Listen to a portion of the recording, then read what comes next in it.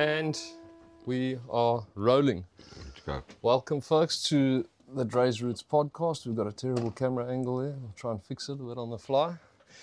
We are back at Green River One Studios, the magnificent one and only. And we are joined today by Mr. Chris van der Merwe. Welcome. Thank you. Thank you very much for taking the time to. I know you're a difficult man to pin down. I think you learned that in your trade to be that way. But thank you very much for coming to join. I really appreciate it. I've been interested in chatting to you since this whole thing started. Yeah, no, let's go. So you obviously stay here also here on the river. We don't give away our exact location for the mob to come and get us. We all know where it is. Yeah. So tell us just a bit about yourself. I mean, you obviously work in Euromall, right? As well. I did the. Obviously, I grew up in Uitenhage, and as everybody should know, that is the artisan hub of South Africa. Yeah. Uitenhage, Dispatch, Port Elizabeth, with the onset and the start of the motor industry. So most of the guys there had mechanical, electrical genes anyway. So from there, I went to a school called Daniel Pienaar, which people should know. And then after that, I was drafted into, obviously, the Defence Army, Defence Force of those years, but also started a trade as an apprentice as a millwright on the then Transnet, which was actually just the railways in the beginning. Yeah. That got me really going, and once we finished the army and finished the trade and became an artisan, we realized that education is the key, and back to colleges and universities of various note. And and then I ended up in education, which is something, it's a different story. As I say, the naughty guys always end up there. No, we'll definitely chat more about that. Yeah, so, that took us, and then obviously my life turned, took some turns, and got married, got 3 children, and they variously in the fields, Port Elizabeth, Pretoria, and also in America. So Spread out. They spread out all over the world, and they're all more or less also into the mechanical kind of fields and electrical. Into the trades in general. Yeah, well, actually, they just went a step higher. They just went straight into engineering and that. So yeah. they are there. That's good for them. But then, obviously, I discovered this, as you would say, the Green River. And I've had a house here for 30 years now. That's quite a while. I didn't realize it was that long. From the onset of, a few years after the establishment of this the camping days. Camping business. Yeah, we moved here. I didn't move here. I just stayed in Port Elizabeth. Yeah. And this is my river house. Okay, so, cool. So they talk a lot in trade these days that how much used to happen through the government, railways and all that. They used to qualify a hell of a lot of people through those programs. Yeah, the parastatals, the East Course, Transnet, Post Office, Defence Force to an extent for the Air Force. A lot of people who did their qualifications there. But if you look at the field at the moment, or the scenario that's playing out, there's a few differences came to play with, obviously, the old Section 13 trade test was deemed to be out-fashioned or, outdated, and then they started new things with NAM, which is the Central Trade Testing Body. And over the last 15 years, huge changes happened. Obviously, all the government parastatals and training went down, and then they established the CETAs. CETAs took up a lot of work, so they doing great work in their different areas. It seems positive, yeah. Yeah, that was very a positive move because they were funded as well. Colleges, which is the TVETs, they are in the middle of all of this. They're largely privately owned. No, they all state. Are they owned. There is state-owned? private. You do get a private TVET. You Okay. get private education centers, and also you get training centers, which is privately owned. Okay. In our area, VW it's got a big one, and they're also doing a bit of training. But yeah, there's still routes available. Yes. So yeah. It's weird to think of like the post office qualifying artisans. I mean, you can't, for someone that's grown up, in this era, and you look at the post office, you think artisans? Yeah, yeah. No, the post office they had qualifications even at some stage, where they had their own qualifications for their specific trades. Yeah, the telephone technicians and the softer lines, and not the heavy current things. More a little bit of the front runner of telecom stuff. electronics. Yes, telecom. Okay. So yeah, needless to say, I think if they could at that stage see the future, they would have realized that with their huge database they had, they could have moved well into all this revolutions new era, and things that we are in now, and moving so fast with cell phones and all of that. So Yeah. and even just if you think of the technology advancement going on now, and how small the world really has become. So Yeah, it's a shame for that to kind of go to waste. I mean, what is the post office? It was huge expertise, very Yes, good qualification, yeah. good people turned out. Yeah. But they, fortunately, most of them moved into their own businesses, where they again is assisting big companies. They started those years with voice over IP and all these things, and they've all changed that now. So I mean, as we know, it's so now easy. You basically can walk with a cell phone. Yeah, sure. They talk a lot about going back to those old parastatals qualifying guys, and that they used to, each one, the post office, the railways, this one would qualify like 500 guys a year, or however many it was. With that falling away, is there really as much of a shortage of artisans as what they make out, or not really? The problem with the shortage of artisans is that, it used to be a company would say build a new line. Then the artisans would go there. Nowadays, let's just take automotive lines. I mean, you've got your big companies doing that now. So the company just hires them in and not its own people, Yes. which makes sense. Yeah. It makes the employment stability a little bit, not so stable, because you're project-based. Yeah, sure. And projects is, when the project's finished, you got to move. And Done, yeah. But coming back to the qualifications, it's going to be a tough ride, because somewhere somebody decided to remove the old N courses. Now, Okay. the N courses in TVET colleges was the NATED. You've got the business side, which, the business side never had apprenticeships, which is actually a pity. Because if you think of the business side having an apprentice, let's use a stupid example like a bank teller, for instance. You're going to have like a trade for that. It would have really career pathed a lot of people to start with, put that module in your box, and then get some more qualifications. Yeah. And So move you could up. add on to make what. make it like portable, like Lego. Yes. It's bold. That to an extent assisted, but the different training fields and the different education, say, institutions were too proud to recognize anybody else, Yes. And this one said, no, that one is not right. This one can't fall in under me. I can't give you that for this. And at the end of the day, that was actually, it's a very sad thing. It should have been taken into control more by the government, I feel, at that stage. Like a top-down regulating listen, authority guys, instead of all these yeah, rules. this is the NQF level. This is how we work. Yes. And it's not beat around the bush.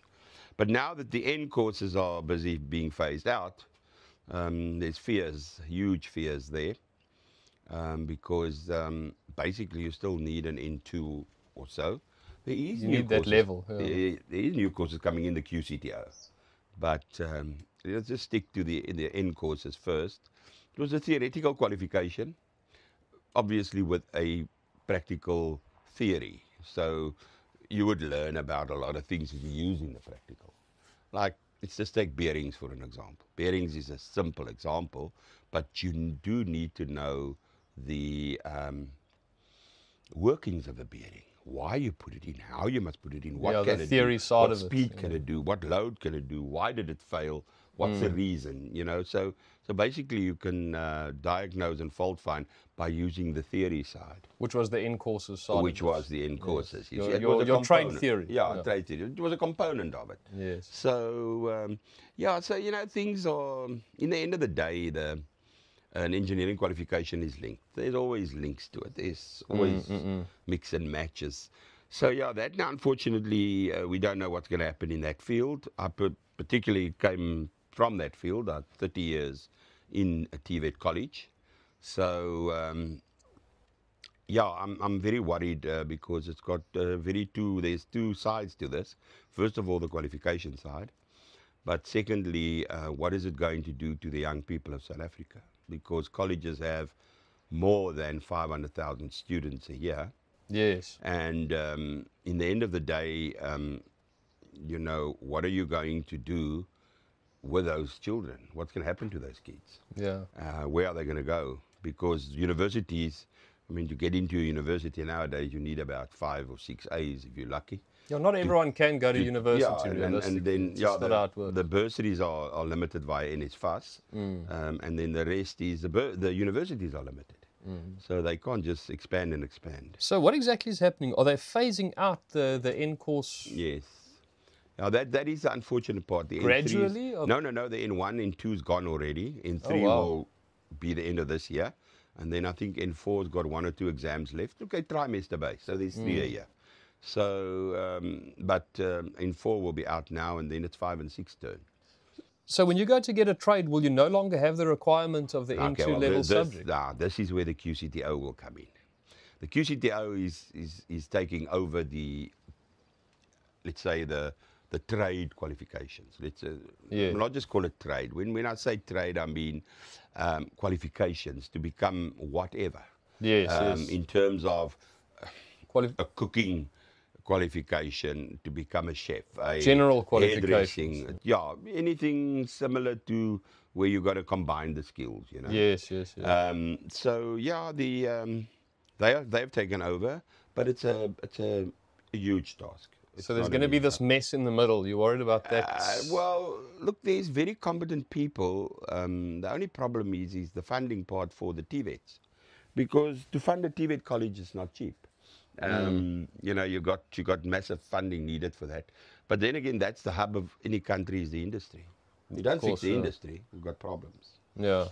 If you can't, you know, I mean, you know, everybody knows our minerals and coal and iron ore and whatever, platinum, everything goes out of the country to be manufactured there and to be produced there, and it comes back. We just import it back in the forms of cars, you know. So yeah. So we don't we export raw materials, which is a serious problem. I mean, we all know ISCO is closed down. They're not producing any steel anymore. Why do you think that is? They just it's competition, and obviously, yeah, we know that people buy companies to close them down. Yeah, that happens a lot these days. So, it's like, you know, I'll buy you out and just get rid of you, and the competition is gone. Yes. Because, I mean, you know, if you can think of it, if you've got to take, let's use a ton of iron ore, bring it from Sishen all the way to Saldanha or to Port Elizabeth by train, then put it on, nowadays by truck, then put that on a ship, send it overseas, and then import the steel back. I mean, the cost. It's wasteful. The cost, there must be a huge cost.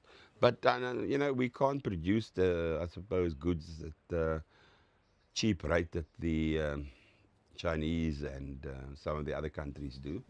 So before we've learned that skill, then it will be cheaper to import. But that makes you dependent on these people, and, you know, nothing is free in life. So there's always a side... something going on the side, yeah. That seems to be happening all over the world. I mean, like, it seems crazy that most of the world had to be dependent on China or on one country for most commercial goods, and it seems to be the case. But obviously, that can't sustainably just stay like that. I mean, sooner or later, the bubble bursts, doesn't it? You see, the problem is when your own people sit without work. Of course. Yeah. I mean, that's a huge problem. We running here in the Eastern Cape. I think they're running at 45%. No, it's massive. A lot of them have given up hope to even find a job, so they're not even registered. And coming from an educational background, is that it's tough to see a N6 qualified diploma plus a trade person doing some other work, being a waiter. Unrelated. Yeah. Being a waiter because there's no jobs there. So yeah, it's tough, and also I think to an extent also the push that they had in the early 2010 to 2015 to 2020 was to produce artisans, and that you can't do. You can't produce an artisan. An artisan's got to be trained. Yeah. You can't make an artisan. You've got to train an artisan. What do you mean by when you say produce artisans? Look at companies that basically trained just for the trade test. Okay. So the trade test got 8 tasks. So you basically train on the 8 tasks, go for your trade test. Okay, now you're an artisan. This is why I say you can't produce an artisan. You've got to train an artisan. It's got to work. An apprentice has got to work with an artisan. He's got to learn the field. He's got to be let into the field. You can't make serious mistakes on a big machine. Of course not. I mean, you think about it. You mess up the gearbox of a huge, let's take a Caterpillar truck. Everybody knows what grader, for instance. When you look at a bulldozer, if you look at that, if you don't put the right oil in it, imagine now, that thing stands. It blows up 20 other things. Oh, yeah, no, it's big money. Yeah, spin off, and no one knows where the fault is and what happened. And so, people got to train into these things. And that hurt the trade as well, and the name of artisans. They went a bit backwards. But it's not the people's fault who did the qualifications. Yes. But that is what was available. Most of them eventually learn what was going on, and then they become good artisans. So it takes experience. Yeah, it's one of those fields. You've got to work on something to know something. Yes. Yeah. But what I've noticed, going back to a point you made earlier about most of the big companies, they kind of outsource their big installations, which makes sense. But what that means for the artisan that works in-house is that they are then starved of that critical experience to a large degree. And the artisans in-house end up very almost like operators. They do day-to-day same little things, but they're not really getting the in-depth experience. I mean, I'm speaking for myself now as an artisan. That's what happened through a lot of the industry. Yeah, if a company has got a person in charge of their training programs, and like in the HR section that's in charge of the like, what do we need to sustain this project? Are we every time going to outsource them and have a call-out fee, or are we going to have somebody here that can do a double job perhaps, but knows how the machines work, part of the setup? That's a clever thing to do. Take your own artisans, put them with a team, and train him up on it. So if something does go wrong, you've got the in-house person. Because breakdowns is time. Yes. And breakdowns is costly, and parts you must fly around the world to get in. So if you can have the preventive maintenance kind of scenario, then you will eliminate a lot of your losses. I mean, preventive maintenance is everything. That also takes more than just the lip service kind of way of doing it, like a tick box exercise. Okay, so-and-so went for training. You see that happen a lot, but it's a quick little, here's how this is, here's how that is. Okay, done. You've got to really get in there. You've got to be there with the installation. And that is the clever thing to do. Be there with the installation. Let them work with the company that puts it in. They will learn how to maintain it. Not afterwards give them a crash course in, listen, if this little light comes on, this thing is wrong with that. Before that light comes on, you will have the telltale signs. The operators, they need to be on top of it. I mean, if you don't operate, then you start hearing a little funny noise, Let's replace whatever's making the noise before it becomes a breakdown. That's it. Just a simple thing like that. I mean, noise, seeing a little bit of movement that you shouldn't see, Yeah. So let's be proactive with these things, which is it's tough, but It's something that you got to learn in, and not people also they specifically in the. I'm not in the market for a job anymore, so I can say it. In the HR divisions, they think that okay, let's put this guy in there. Oh, but he's costing us too much money. He must be the first to go. But tomorrow, the day after that, I can guarantee you. I mean, you know what industry is like. If one machine breaks down, it'll be the salary of that guy for about 5, 6 years lost. Yeah, yeah, So, yeah. so let us not worry too much about see what they can prevent. Yes, yes. So basically, it's one of those things. But once you're an artisan, it's in your blood. So That's it's in your for blood. sure. It's in your blood. Tell us a bit more about your. So you say you spent 30 years at the colleges. And Yes. in what capacity actually? Okay, what actually happened is I became a millwright, and then I applied for. I started studying severely, and hard because I was doing it part time and also taking 3 months unpaid leave. I worked for the Transnet at that stage, so I could combine some leave and take leave and go and I studied via UNISA. Oh yeah. So I did a lot of studies of that, and then one day I just bounced into the college, and the guy of that stage was also a millwright. He used to be a millwright. So when he heard I was a millwright, someone offered me a position. Oh, lekker, Yeah, hè? so like 30 plus years ago. So yeah, I was like, hey, you know me, I'm one of the naughtiest guys at school. Now you offer me a position, yeah. In the But, school. Yeah, but I took it and I never looked back. So that's as an instructor there. Yeah, no, as a lecturer, yeah. A lecturer. As a lecturer, yeah. So then at that stage, the technicons moved out to the universities, where they became the technical universities, which is now full-blooded into the university.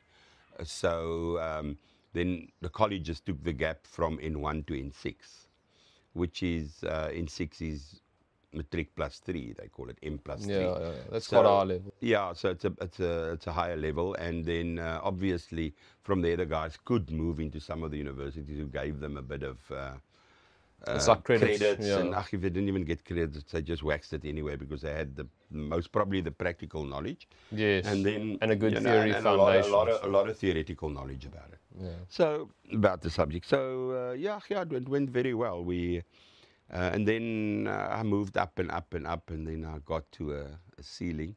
Obviously, lots of things caught up with me, and I was the head of the division for engineering for about 25 years of those years there.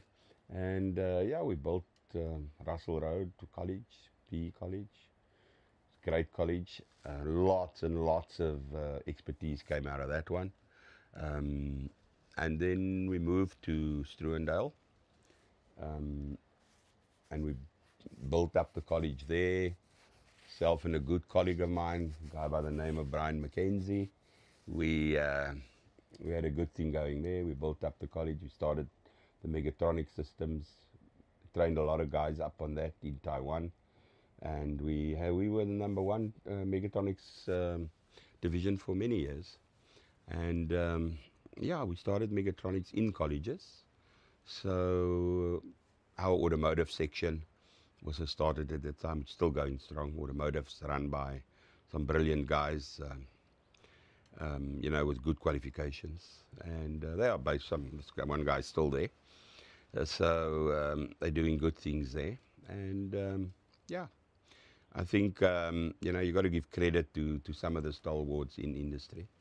Yeah, Specifically in education, because, I mean, some days I get stopped by a guy looking roughly my own age, and he would say to his son, this man taught me this and this and this. I said, okay. And then he would give me more or less the years that he was there. And but it's actually quite, makes you feel good. Yeah, I was just going to When you say, do you good, can you you know, can see I when you mean- speak about this and building that college and that you sort of light up like it means something to you. It's something that's there forever. And the benefits can be forever. Whoever is in, it doesn't matter. We come and go. But if you take it up, I mean, we built up, for instance, the renewable technologies. Two of my guys went on this huge drive with the East German country, and we did a huge drive with them and training with them. And our renewable energies, most of the guys go there and they start their own businesses because it was at an early stage, you see, when the renewable was just picking up in South Africa. So yeah, we had great relationship with GIZ, is a German institution that does training in Africa specifically. So GIZ helped us, or helped South Africa tremendously to attain that. So yeah, we've moved a bit, you know. So I'm very happy to say that I left education because I retired, but when I left it, I could feel I've done my bit. So that's all we can say. You made a difference in people's we made lives, a difference really. to a lot of people's, and the system did with us assisting, you know. And some of my staff members, brilliant guys, brilliant guys.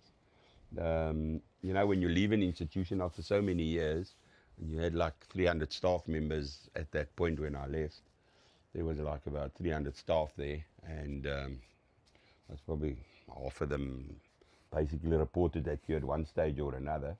It's a fair amount, eh? Yeah, then you look at that and you say, hey, the guys are doing good. You know? Yeah. Developed, they've got families, they've got properties, they've got nice cars, they're busy living, you know, they're getting into life. Moving, yeah. And yeah, they're successful in what they're doing. Yeah, awesome. Yeah, so that was great. And many days I don't regret one day going into education, I must say. I missed the trade. I mean, initially, I missed the trade. Yes. But, you know, the knowledge is always with us. And once a millwright, you'll always be a millwright. There we go. So what would you... There's a lot of... People talk a lot about negativity and the negative things that are going on and all that. But you seem to have quite a positive outlook about it and about trade and industry. Look at the renewables. I mean, there's a lot happening there. Yeah, you know, the problem with being negative is, you know, let's take it back to the 90s, early 2000s, when people left the country. We had a huge brain drain. We still have it today. If you're not happy, you must go. And as tough as it is for me to have seen my children go, it's their decision to go, but they are on the global market. So the ones left here, they also are on the global market because they also work all over the thing. So negativity is, I think, in the end of the day, it's just what you really make of it. You know, if you're going to be negative about a thing, you're not really going to succeed and be happy. Yeah. So you know, you got to work with what you've got. And I've got a little bit of a saying there, and I know people say, yeah, you can speak about that now, but I think that you can always find someone who has less than you. Of course. Always. Absolutely. And that goes for everything in life. You know, I always used to say to people, you can never be too skinny or too rich. So that used to sum it up for me, you know. So we looked at life, you must look at life and say, if you want it, you can get it. There's a way of getting to it.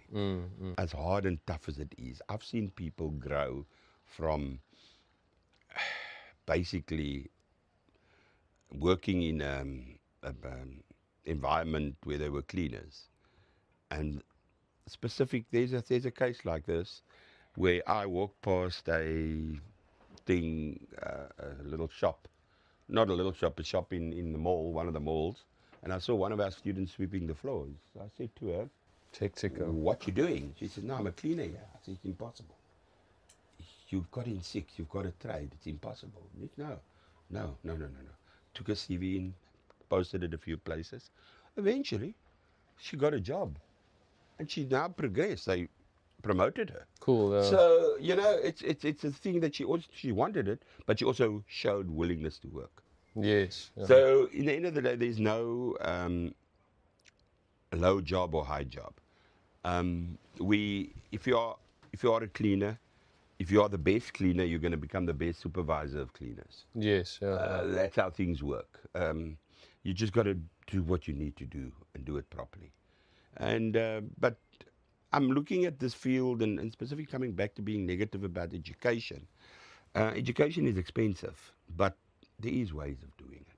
And, you know, people should just embrace it and let us go for what is available. NSFAS is available. It's a funding scheme. Use what there is. Use what there is. Grind it out there. I know we don't have study bursaries in South Africa really like it was in the Americas, but let us just see what you can do. Get a free course going. Get onto some program. There's lots of programs with the CETAs. Get on these things. See what's going out there and get your foot in something. What is NSFAS? NSFAS, that's our National Skills, the bursary fund. NSFAS is hugely in the news. I don't know if you remember the girl who got a 14 million rand payout and then she started spending the money, but they wrongly added, I think, a few millions to her account. Oh, wow. But it's a government, obviously, driven funding scheme for universities. For people, I think the threshold is 350 per year. If your parents earn more than that, you can't go on there. Oh, I see. So 350,000 a year. But, there is ways of, when you're a young individual, you can get on there. Okay. So I think there's So it's for private individuals for education. For anybody, anybody. Okay. But they only fund certain institutions. Oh, I see. They've got to be affiliated. Yes, but government institutions are affiliated, so universities are. I think most of the students at university study with NSFAS nowadays. So, there's things available. There's skill courses available. I know that places like General Motors and these people, they take a lot of people in from the CETAs that were on courses. VW takes a lot of people in. They go on to trainers, learnerships, and trainees, and become, just to get work experience. Yeah, that's quite an important thing. There's kind of this gap between people qualify, and then once you've got 5 or 10 years experience in an industry, you can pretty much get a job. But for people who have just qualified and don't yet have work experience, especially if they've done one of these apprenticeships where they kind of just drive them through and then sort of get rid of them, that seems to be quite a difficult thing for people to bridge a lot of times. And this is why I had a problem with producing artisans. You can't produce an artisan. You've got to train artisans. And again, I will say that it's a huge, it can influence people, to become interns.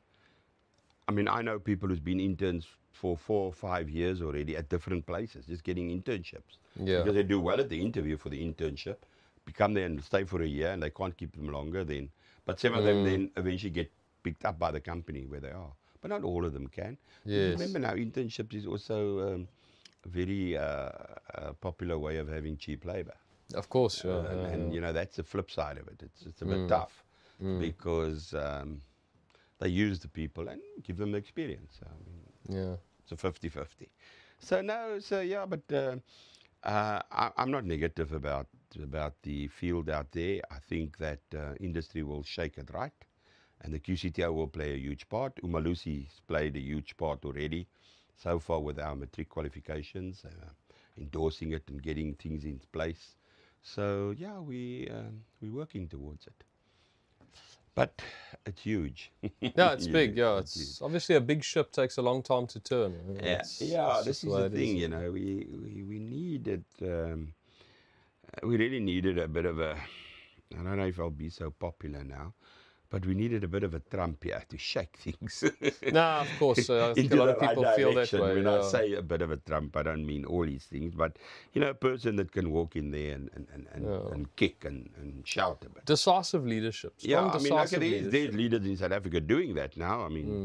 It's just a law guy or police person that eventually decided enough is enough. Yes, we need people. And we got to salute him for that because he stood up and he said no. And that's the kind of thing we need in everything, in life, in education, in everywhere. Stand up, say, hey, come on, guys, let's move it. It takes courage, and to have courage takes courage. Yeah, you see, this is the thing is that I think in South Africa, when you've got employment or are employed, you've got to hold on to it. Yes. We've got that thing, and everyone knows that. So you're not going to really kick up against your boss you don't and say, hey, you guys are doing things wrong now, what's going to happen to you? And when you do, you'll be stupid to do that. But in the end of the day, we need people that can get up and do that. Yeah. to say this is what we need. But there's good people out there, believe me. There's some good people there that can do this work. I'm confident in them. I know quite a few people that could be principals of schools and colleges, and they are still on a lower level. Yeah. But I know they've got what it takes, you know. It's about getting those people into those right places where they need to be. This is the thing. But eventually I think they will. Yeah, it just takes a little bit of... No, it's, It takes a bit of recognition, I suppose, in each other. I mean, you've helped people in various ways just by doing what you're doing. yeah.